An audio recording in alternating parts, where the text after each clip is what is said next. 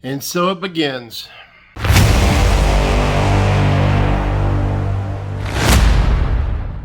Here I was editing an old video that Matt Steffen and I had done when the news came down that the NPFL was the first domino to fall. The National Professional Fishing League issued a press release today that read like something out of Randy Blockhead's Dear Diary, saying that they were indeed banning the use of forward-facing sonar for the 2025 season, with the exception of the 2025 championship. All the anglers that qualified this year for that championship will be allowed to use the same technology that they qualified with. They also said this was purely a business decision, but you know me, I brought the receipts. So let's take a deeper dive into what this actually means and why it was actually done. Spoiler alert, it's not what you think. First, this didn't even read like a real press release. They claimed they were doing it to protect the sport and compared forward-facing sonar to aluminum bats in Major League Baseball and technology shenanigans in NASCAR. In reality, this move was done from a position of safety. Why? The NPFL gets the least amount of dollars of the big three, next to zero, from forward-facing sonar companies. Therefore, where this is concerned, they've got the least to lose. See, you have to understand the business structure of the NPFL. It's the anglers who shoulder most of the operating cost of the league, not sponsorship money. So do the anglers agree with this decision? Well, I've obtained exclusive internal survey data that shows exactly how disastrous of a decision this could be for the NPFL.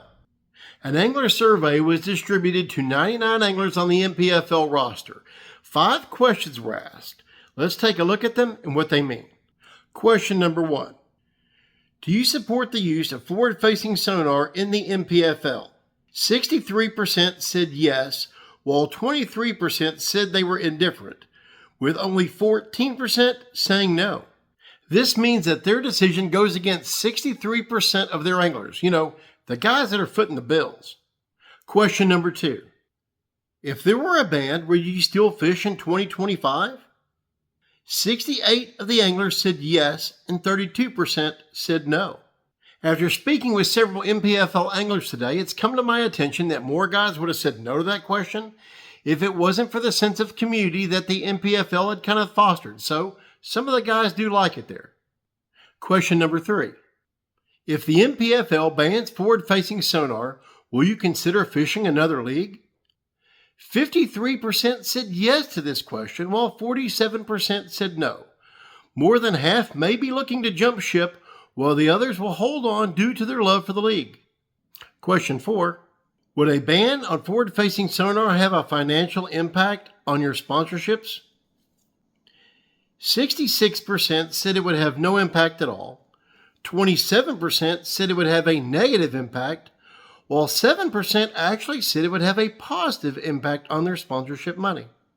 If you read between the lines, it's easy to see what's happening here. It says that a majority of the field does not have forward-facing sonar sponsorships. They may have an employee the technology, but they don't have the sponsorship money. So again, they have the least to lose. And finally, question number 5. If there was an alternative to a ban on forward-facing sonar, would you consider it? 50% of the field said that they would limit each boat to only one forward-facing sonar transducer per boat. 27% said other and had various write-in responses. 23% said that they would favor a 50-50 schedule where certain lakes it was allowed and certain lakes it was not. And talking to a few of the anglers today, I got some very interesting feedback. For example, Kyle Welcher had something interesting to say. He said from his standpoint, it's all about the diversity of sponsorship money. And he thinks a ban will allow some of the other tackle companies that have kind of been blocked out by forward-facing sonar to get back in the game and offer some of that money to the anglers and the organizations. Meanwhile, another angler said that he's going to be taking his angling dollars elsewhere and fully expects a few of the other big names to walk right along with him. So the question here is, why did the NPFL decide to go against the majority of their anglers? Well, the answer is actually easy. First, they're the smallest fish in the pond of the big three. They have almost zero forward-facing sonar dollars coming in, and they need to make a big splash to set themselves apart. They want to be a disruptor. They want to shake things up. Don't believe me? Just look at the verbiage in their own press release. I mean, it reads like a Randy Blockhead fever dream.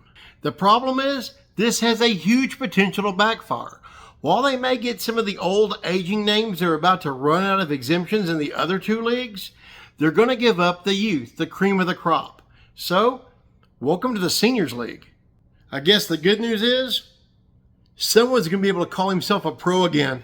One other little item that might have got missed in the press release, they left themselves an escape plan. They said all future advancements in technology will be evaluated on a case-by-case basis.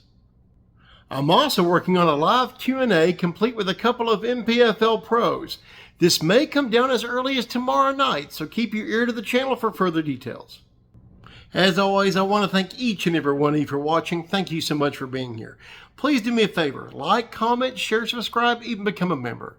But until next time we meet, you know the drill. Get out there on the water and keep it wet.